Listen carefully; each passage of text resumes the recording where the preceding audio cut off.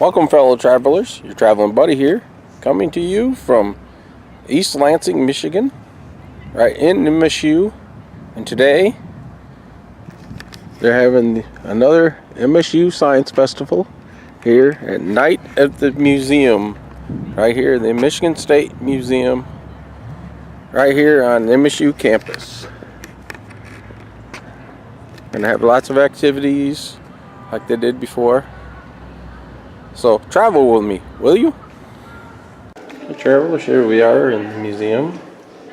Now here in the main floor, we have some fossils.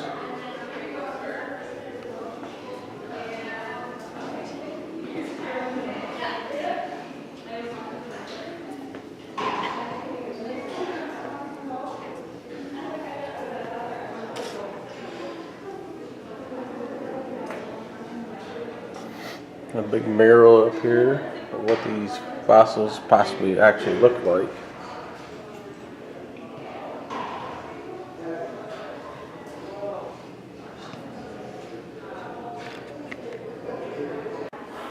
Here we have a model of a mastodon skull found in the ground here in Michigan. They said mastodons lived in Michigan for about 10,000 to 15,000 years ago.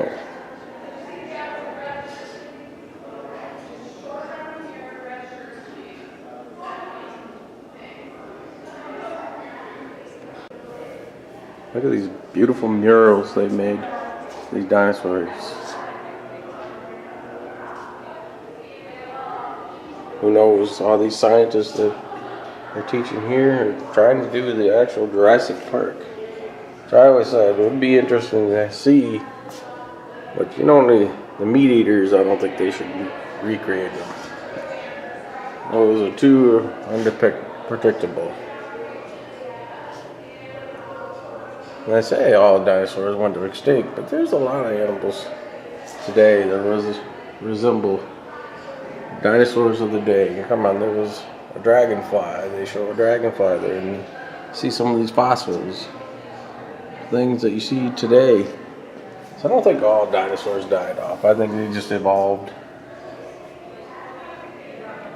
And here we have technically our ancestors, they say. I don't know if that's a model, what the one they called, yep, Lucy. That's Lucy.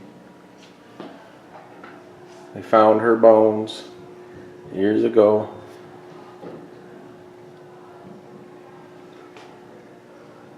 I mean, come on, they look pretty much like an ape back then.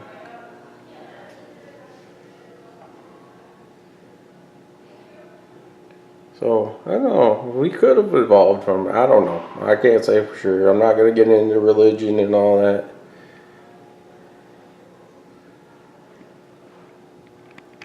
See some of these bones here.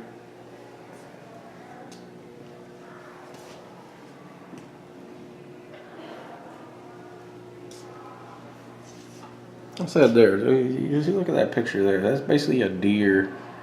And it doesn't have the deers. They don't have the horns. And look at that. That's basically a rhino. And of course, the elephants. That could be a giraffe.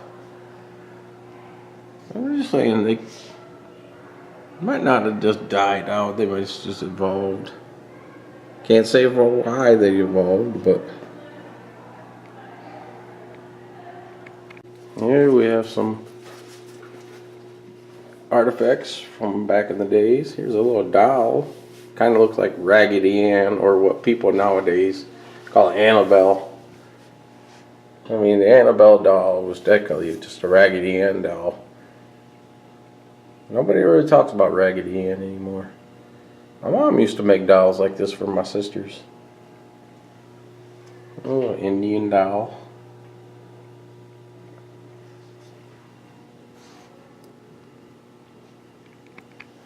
And here we have some mummies of hawks. There's a hawk in that. They used to mummify their pets when they died. So and that's supposed to be like a sarcophagus right there.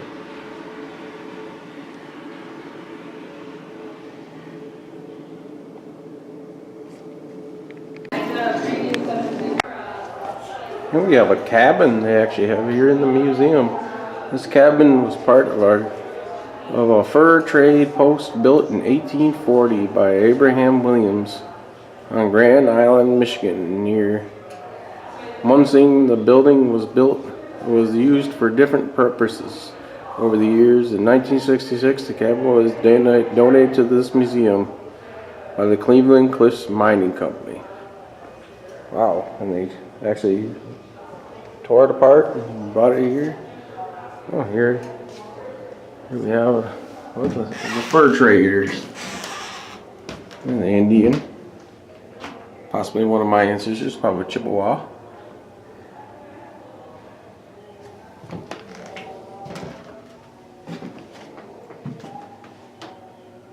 Yeah, making fur pelts. A lot of beaver pelts.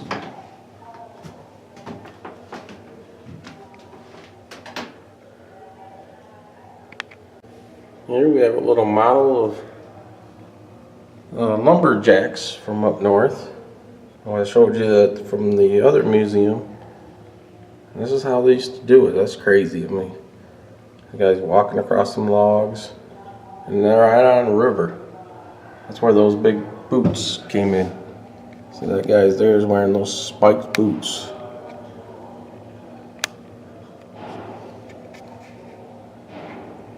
That one lumberjack showed us. Very scary job in one way. These guys were tough. Here's what our grocery stores used to look back in the day. This is how you got your goods. You know, up on the shelves there. The only thing is they didn't have aisles like we had nowadays. The actual worker had to get the stuff for you. And all that. Little coffee grinder back there.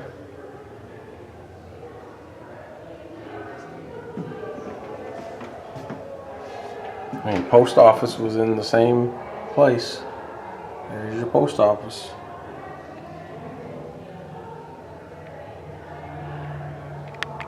In Michigan, conservation of birds in Michigan. And we start with one panel about the sad story of the passenger pigeon, which had its largest colonies in Michigan in the 1870s, but they were decimated by hunting and disturbance. And in 2 decades they were extinct. So they went from being the most abundant bird in North America to being extinct in just a few decades. And Michigan has a big role to play in that because we had the last big colony. We also have another sad story over here, the story of the silent robins that actually gave the name to Silent Spring, because robins were being found dead and dying in and around campus when spraying started for Dutch elm disease. And Dr. George Wallace, who was the zoology professor at the time, working also in the museum, was finding lots and lots of these birds, some of them still dying, so they were tremoring, and nobody knew what was causing it. And he and his graduate students did a lot of tests and studies and found that they had high residue of DDT in their tissues and deduced that it must be due to accumulation of DDT in the earthworms that they were feeding, because the earthworms were eating the sprayed leaves. And they had a lot of trouble convincing the powers that be because nobody wanted to believe that DDT could be harmful. But eventually they did, and George Wallace actually struck up a correspondence with Rachel Carson, who was writing a book about DDT, but didn't have a name for it. And the title of the book reflects the landscape at Michigan State at the time when our robins had gone silent. Now, of course, robins are abundant again on campus, all over the place.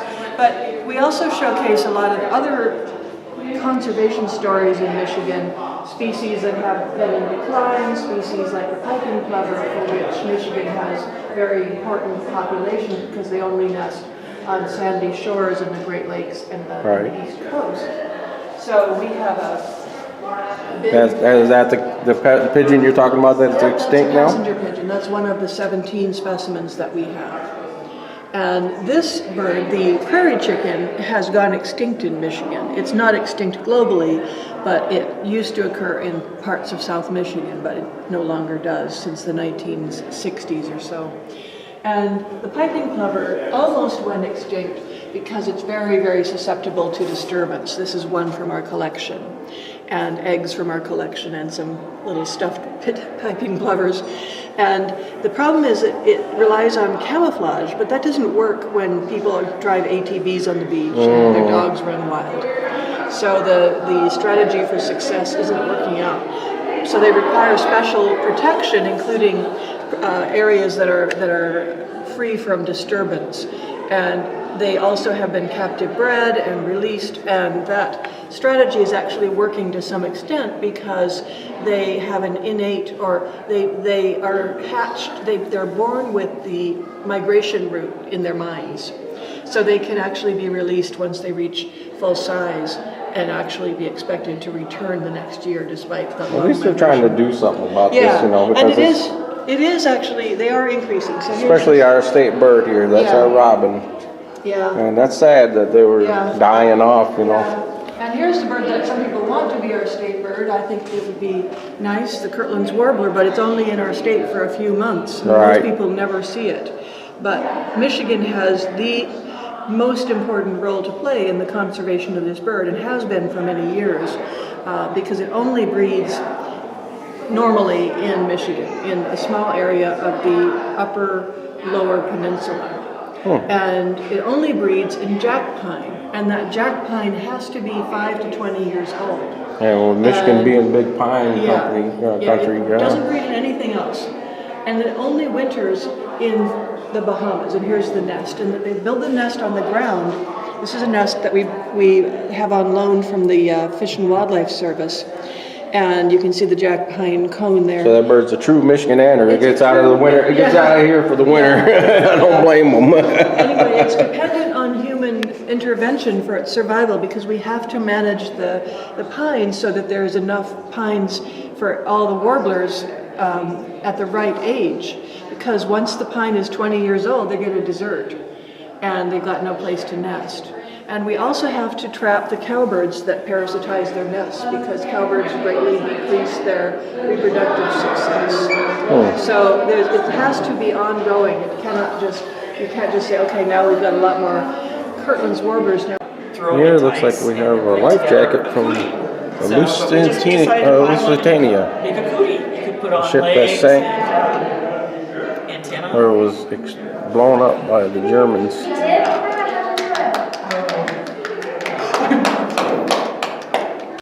Here we have a uniform of a military nurse. These are the nurses. They used to go into battlefields and help with the soldiers in 1918. And here's a big picture of all these nurses.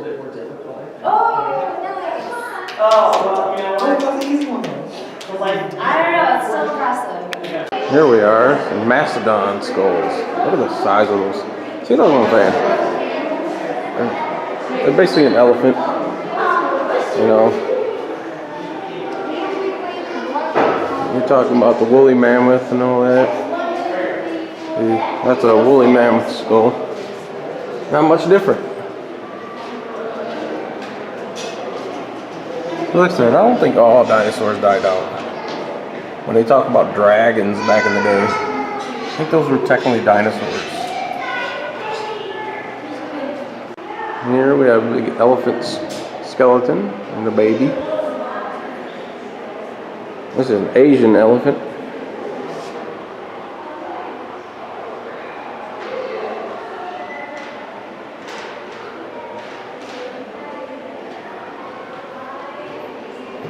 Here we have a Stegosaurus.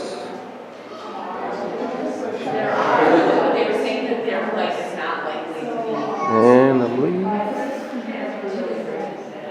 there might be a T-Rex.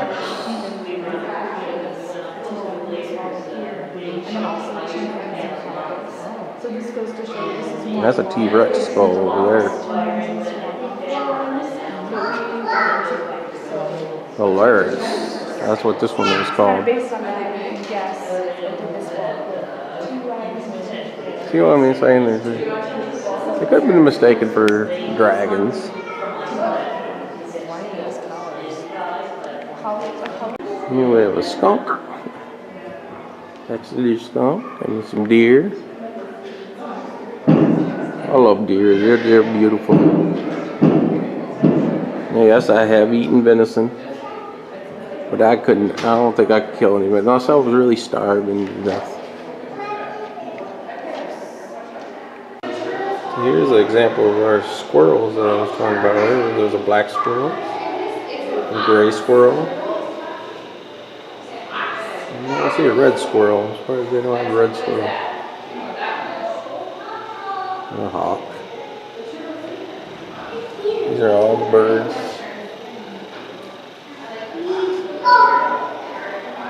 And a blue jay. There's that robin. A state bird. Of course, the crow. Now there you go. There's a big old grizzly bear. Imagine walking up on something like that. God. You see it? The size of those paws. There's the bear. Whoa.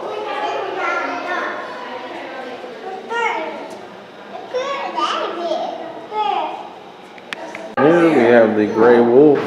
And just recently, they were somewhat extinct in Michigan, but they've made a big comeback. And unfortunately, they've allowed hunters once a year to hunt these animals, but not to the where they could be extinct again, because they are somewhat overrun in areas. Here we have a Nakatomi boy, Homo erectus. That's supposedly what our ancestors resembled. Somewhat like Lucy back there.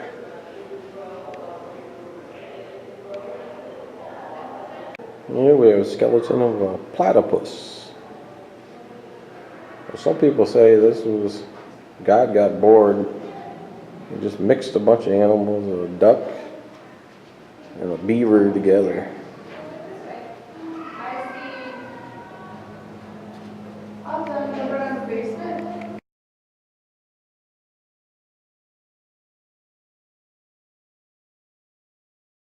Thousands specimens of vertebrates, and so those are reptiles, amphibians, fishes, birds, and mammals, but also fossils of all of those things. So we have a cabinet here that we'll just kind of point out that it has some specimens of large modern skeletons of animals that will be found in sort of zooarchaeology situations. So we have a wolf, a pig, a sheep, a deer, and then 4 drawers of cow bones. And these are used by students. Or cow? Or cow, rather. One singular cow. cow for these 4.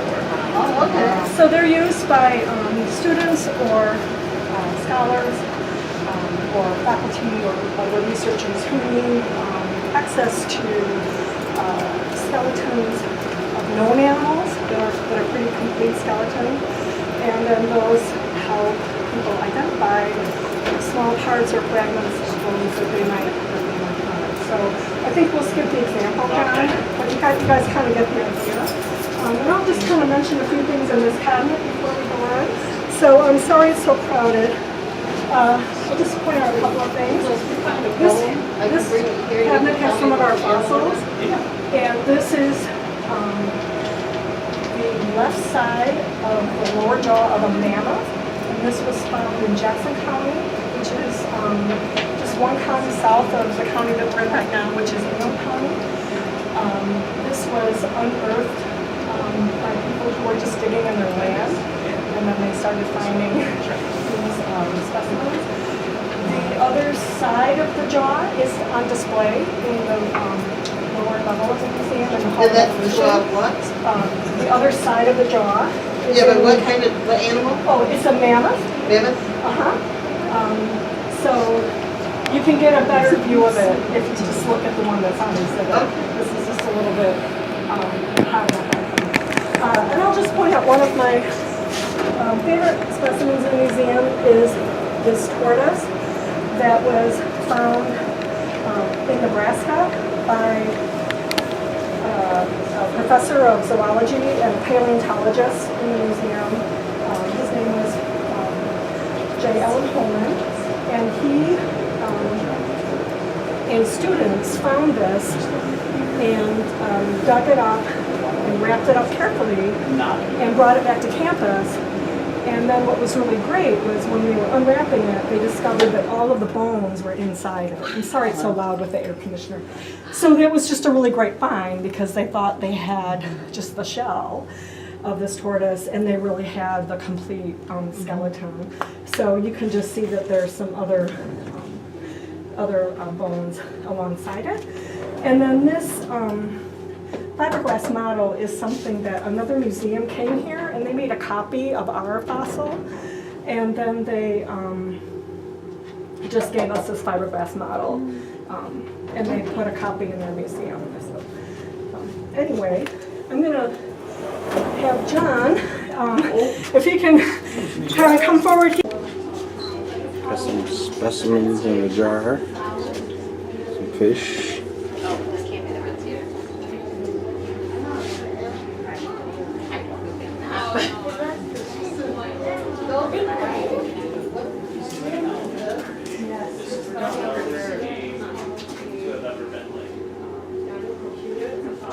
Model of the egg. Where is the egg right now? Where is the egg? Yeah. Well, I mean, so this is a copy of the actual egg that we can use to look at and study and whatnot. What is this guy? That is, Salamander? yes, giant Chinese salamander. This right here, can you try to guess what this is? It is not what you think it might be. Maybe a wolf? It is not a wolf. It is called a Tasmanian tiger, Tasmanian wolf, the thylacine. In the lakes of Michigan, I bet. What is that? This is a moa bird. So similar to giant bird that laid this egg, but this giant bird lived in New Zealand. That huge guy. This guy right here is a cave bear that lived in Europe. One of the largest bear species that ever lived. Contrasted with a brown bear, so like grizzly bears and whatnot. And black bear that lives in Michigan here. Wow, they're little. Which one's the bear? I'm sorry. The dark one? This is a cave bear. So extinct species of bear that lived in Europe. Alligator actually, rounded snout. They're in Michigan. American alligator. This right here is the native Blanding's turtle. So these three are not extinct. But these two are endangered. Yeah, but must be a 6, 7. We have some more animals. Looks like there's an alligator there. Are they labeled by normal terms or biological? I'm not sure. I don't recognize those names. Probably the scientific names. Yeah. That's definitely an alligator right there. Okay. That's a turtle. Okay. Box turtle, I'm sure. What's this? That's a sort of fish? Must be. Carp? I'm not sure. That's kind of odd. What's this one? Lizard. Lizard maybe? It might be a salamander or something.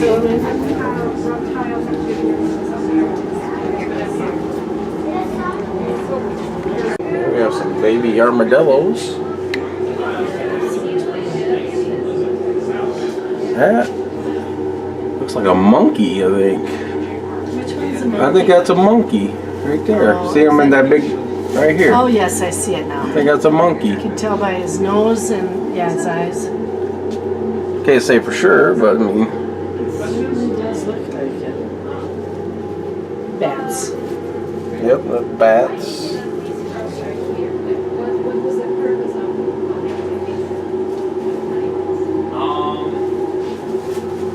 Research specimens. So people look at them and collect them to look at the different. These are moles right here. Dogs, the different Oh, so number of small. spots. Oh, they're so number of tiny. Different, What do you think this is? That looks like a mouse. Is that a mouse? It's actually an interesting way that you can. It could be a rat. Okay. It's an interesting way to identify the different species. For instance, this species you can identify by it having mostly What is warts that? on the dark spots and stuff. And there's another species that looks I think that might be a bat too. warts that Oh. it has the I same think this is a coloration bat. pattern, but it has warts in different spots other than those. Here's your mice. How you can identify Smaller. the Oh, yeah, very small. and Little that noses. sort of helps. More mice. All Oh, this yes. data can be collected. Oh, they all There's a belong rat. to There's a rat. Giant ones, yep. Yep, that's a rat. This whole section looks like it. Yep, all the rodents. All the tails. I don't know what this Some is. really important ones like these are native frogs. It's marked different. These may not be. So you can help I can't recognize it. Yeah, I think these are sea creatures. Hmm. I'm not sure what they are. Wow.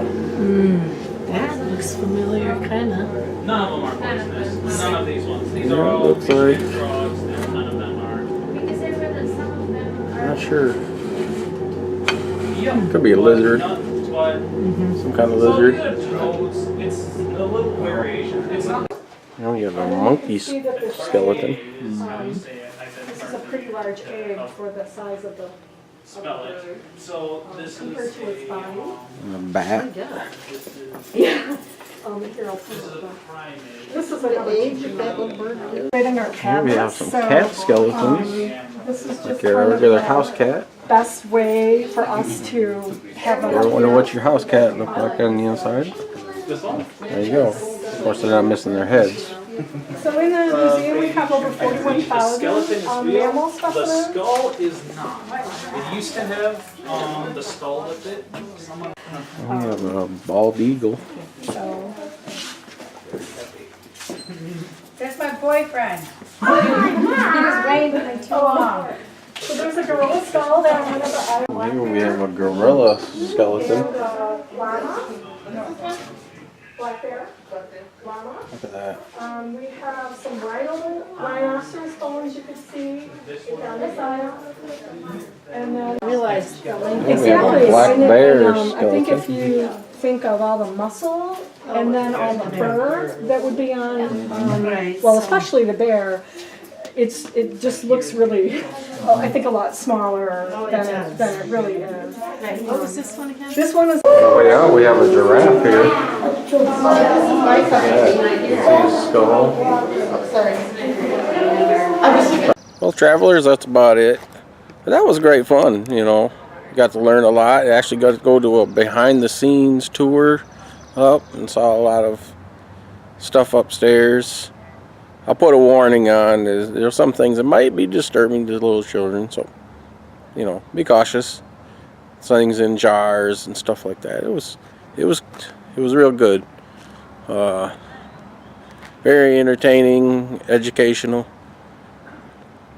So until next time, fellow travelers, see you around the mitten.